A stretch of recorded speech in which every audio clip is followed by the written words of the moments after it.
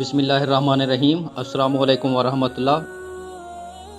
حضرت لقمان کے بارے میں مشہور ہے کہ ابتدا میں کسی امیر کے غلام تھے اور شکل و صورت میں بھی خوبصورت نہ تھے۔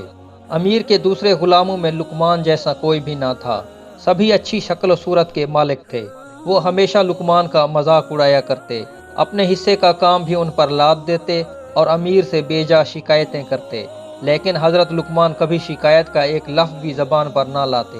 اگرچہ سر سے پاؤں تک جسم کا رنگ سیاہ تھا، مگر انتہائی دانا اور عقل مند تھے۔ دانائی کی ایسی ایسی باتیں کہا کرتے تھے کہ جو سنتا حیرت سے دانتوں تلے انگلی دبا لیتا۔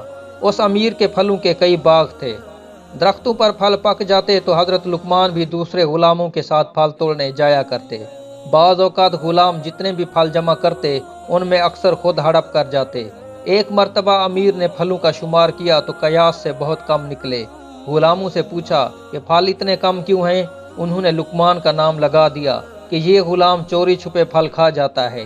امیر نے یہ بات سنی تو لقمان کو طلب کر کے خوب ڈانٹا اور بے حد سختی کی۔ آخر لقمان نے کہا، اے آقا، یہ جھوٹ بولتے ہیں، میں نے آج تک امانت میں خیانت نہیں کی۔ خدا کے ہاں بے ایمان شخص کی بخشش ہی نہیں۔ اب مناسب یہ ہے کہ تم سب کا امتحان لے۔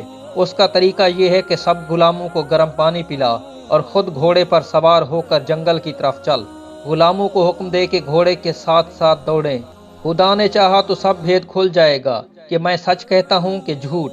امیر کو لقمان کی بات پسند آ گئی۔ اس نے سب غلاموں کو زبردستی گرم پانی پلایا۔ لقمان نے بھی پیا۔ پھر امیر نے اپنا گھوڑا جنگلوں اور سبزہ زاروں میں خوب دوڑایا۔ اس دوڑ دھوپ کا نتیجہ یہ نکلا کہ سب غلام تھک ہار کر لمبے لمبے لیٹ گئے۔ ان کا جی متلایا اور سب نے قے کر کے جو کھایا پیا تھا سب اگل دیا۔ لقمان نے جو قے کی وہ بالکل صاف تھی، جبکہ ان کے معدوں سے پھلوں کے ٹکڑے برآمد ہوئے۔ یہ دیکھ کر امیر کو لقمان کی سچائی اور حکمت پر یقین آیا۔ اس نے غلاموں کو سرزنش کی اور حضرت لقمان کو ان کا سردار بنا دیا۔